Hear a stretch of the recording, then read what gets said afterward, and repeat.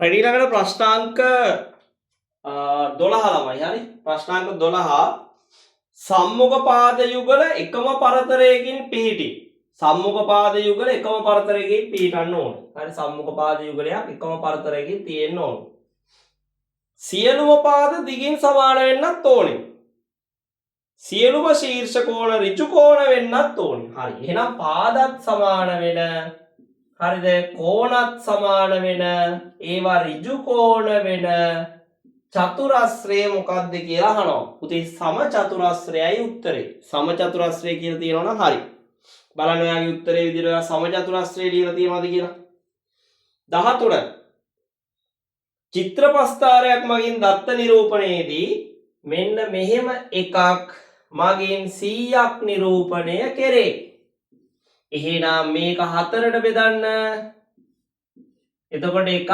25 ගානේ වෙන්නේ අහනවා අපෙන් 75ක් නිරූපණයට එහෙනම් 25 25යි 50යි තව 25ක් ආවනම් හරි එහෙනම් 75ක් නිරූපණය වෙන්නේ ඔන්න ඔය වගේ හැඩයකින් වෘත්තයකින් 4න් 3ක් හරිද බලන්න රයිට් ඊළඟට එහා පැත්තේ පිටුව තරාදියක වම් පස තැටියට කිලෝ 1 පඩියක්ද දකුණු පස තැටියට සමාන ස්කන්ධ ඇති පාර්සල් 4ක්ද දැමූ විට තරාදිය සමබරව පිහිටයි නම් එක් පාර්සලයක ස්කන්ධය ගණනය කරන්න. එතකොට කිලෝ 1 පඩියක් දාලා අර පැත්තට දාලා තියෙනවා කොච්චරද? සමාන ස්කන්ධය ඇති පාර්සල් 4ක්. එහෙනම් කිලෝ එකක් කියන්නේ 1000යිනේ. 1000 බෙදන්න ඕනේ 4ෙන්. එයි 1000නේ බැලන්ස් කරන් ඉන්නේ එහා පැත්තේ 4ක්.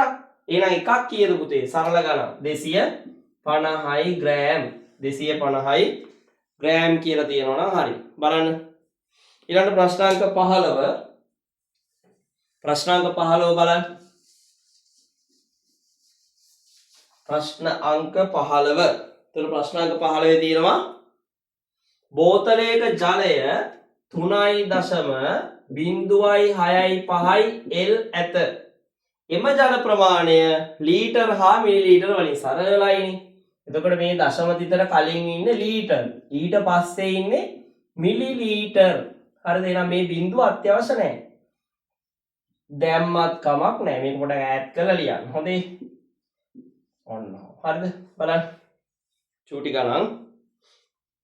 ඊළඟට 16 වෙනි ප්‍රශ්නය සමචතුරස්‍රාකාර කුඩා කොටුවක පැත්තක දිග සෙන්ටිමීටර 1ක් නම් අඳුරු කර ඇති රූපේ පරිමිතිය කීයද කියලා අහනවා. එතකොට මෙන්න මේ වගේ මම රූපය අඳින්නම්. 6කට බෙදලා තියෙනවා. 6කට ওই විදිහට බෙදලා තියෙනවා. එතකොට පුතේ සමචතුරස්‍රාකාර කුඩා කොටුවක පැත්තක දිග සෙන්ටිමීටර 1යි.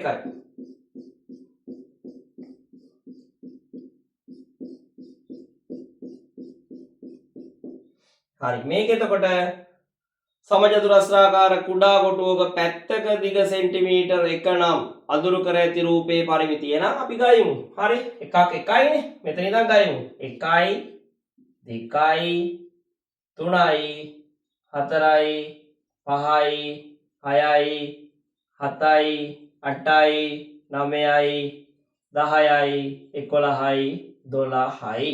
එහෙනම් උත්තරේ සෙන්ටිමීටර් 12යි. පටපට ගාලා ගන්නත් පුළුවන්. 1යි 2යි 3යි 4යි 6යි 7යි 8යි 9යි 10යි 11යි 12යි. හරි 1යි 2යි 3යි 4යි 5යි 6යි 7යි 8යි 9යි 10යි 11යි 12යි. හරිද බලන්න.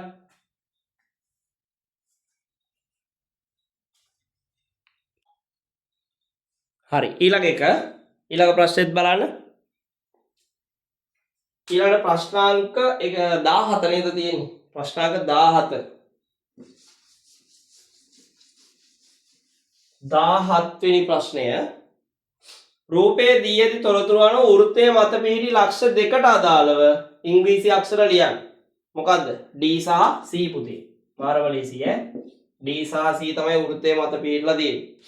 18 පහෙන් ඉතිරි නැතුව බෙදෙන සංඛ්‍යාවක එක ස්ථානයේ තිබිය හැකි ඉලක්කම් 0.5යි මාරම ලේසි.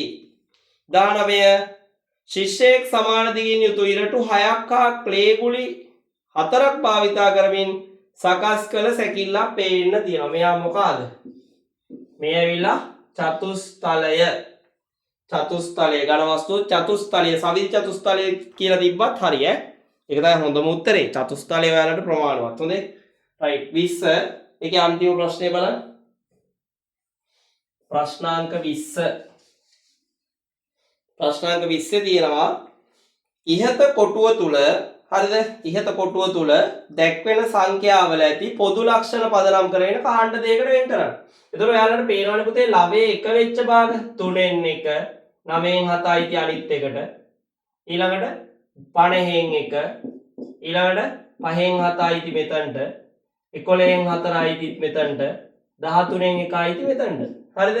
කාණ්ඩ දෙකකට වෙන් කරන්න. එහෙනම් උඩ තියෙන්නේ ඒකක භාග යට තියෙන්නේ නියම භාග. එහෙනම් ඒකක භාගයි නියම භාගයි උතන තියෙනවා. හරිද බලන්න.